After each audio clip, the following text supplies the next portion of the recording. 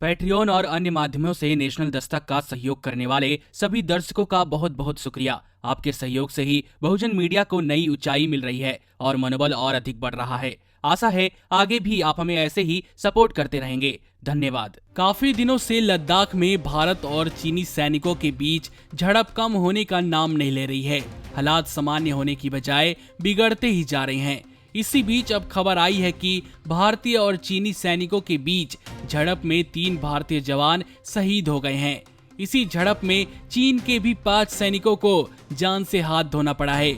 अक्सर दोनों के बीच मामूली झड़पें होती रहती हैं, लेकिन इस झड़प में किसी का शहीद हो जाना आम बात नहीं है। बताया जा रहा है कि दोनों तरफ के सैनिकों के बीच झड़प हुई और इस दौरान दोनों ओर से पत्थरों, धातु के टुकड़ों का इस्तेमाल किया गया। हालांकि गोली नहीं चली। मामले में एक भारतीय जवान ने कहा कि दोनों ओर के सैन्य अधिकारी हालात को सामान्य करने के लिए बातचीत कर रहे हैं, जबकि चीनी विदेश मंत्रालय की ओर से कहा गया है कि भारत एक तरफा कार्रवाई न करे और कोई परेशानी न बढ़ाए। आपको बता दें कि दोनों सेनाओं के बीच इस तरह की घटना तब देखने को मिल रही है जब हाल ही में आर्मी प्रमुख जनरल एम नरवणे ने कहा था कि चीन के साथ लगने वाली भारतीय सीमाओं पर हालात नियंत्रण में हैं। जनरल एम नरवणे ने कहा कि दोनों ओर से सेनाओं के वरिष्ठ अधिकारियों के बीच कई दौर की बातचीत हुई है और ऐसी उम्मीद है कि लगातार बातचीत के जरिए हम सभी मतभेदों को सुलझा लेंगे।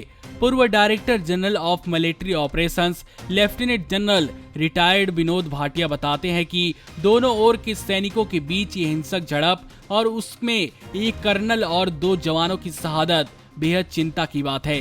दोनों ही पक्षों को आपस में मिल बैठकर हालात को तुरंत काबू में लाना होगा। यह हिंसक झड़प बताती है कि हालात बेहद तनावपूर्ण हैं और इसे हल्के में न लिया जाए। आपको बता दें कि दोनों देशों के बीच सीमा पर तनाव को लेकर 6 जून को भारत और चीन के बीच मेजर जनरल लेवल की बात भी हुई। यह बातचीत वास्तविक नियंत्रण रेखा के पास चीन के मालडो इलाके में हुई थी। वहीं पिछले हफ्ते चीनी विदेश मंत्रालय की तरफ से एक बयान में कहा गया कि दोनों देश LAC पर चल रहे तनाव को बातचीत के जरिए सुलझाने और शांति बनाए रखने के लिए सहमत हैं। बीते 2 महीनों से भारत और चीन के बीच सीमा लद्दाख में पैंगोंग झील के इलाके में तनाव देखने को मिल रहा है। सरकार सब कुछ ठीक हो जाने की बातें करती है, लेकिन फिर भी इस तरह की घटना सुनने को मिलती है। नमस्कार। नेशनल दस्तक अपनी आर्थिक जरूरतों को पूरा करने के लिए अपनी ऑडियंस पर निर्भर है। बहुजन समाज से संबंधित मुद्दों को उठाने के कारण YouTube की तरफ से नेशनल दस्तक की कई वीडियो पर एड्स नहीं दी जाती, जिसके कारण हमें आर्थिक समस्याओं का सामना करना पड़ रहा है। आपका एक छोटा सा कदम बहुजन मीडिया को बचा सकता है। आपके सहयोग और सहायता के कारण ही हमने अभी तक यह मुकाम हासिल किया है। नेशनल दस्तक को आप पैट्रियन के जरिए सपोर्ट कर सकते हैं।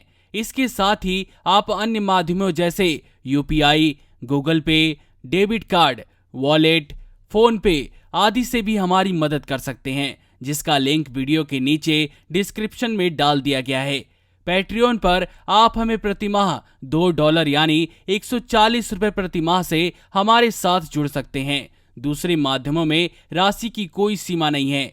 आपके सहयोग से ही बहुजन मीडिया को एक नई दिशा मिली है और इसे अभी एक नए मुकाम तक लेकर जाना बाकी है, जो आपके साथ के बिना संभव नहीं है। आपसे डायरेक्ट फंडिंग से हम आपके अधीन हो जाएंगे और एक स्वतंत्र मीडिया के तौर पर समाज की आवाज को बुलंद कर पाएंगे। धन्यवाद। नेशनल दस्तक को देखने वालों से अपील है कि वह नेशनल दस्तक के सपोर्टर फॉर्म को भरें ताकि हम सीधे आपसे जुड़ सके। नेशनल दस्तक की आपसे गुजारिश है कि अगर इसको बचाना चाहते हैं तो नेशनल दस्तक को सब्सक्राइब करने के लिए रेड कलर के सब्सक्राइब बटन को दबाएं, फिर बेल आइकन की घंटी दबाएं। नेशनल दस्तक को बचाने के लिए बहुत जरूरी है कि हर खबर को शेयर करें, लाइक करें, कमेंट जरूर करें।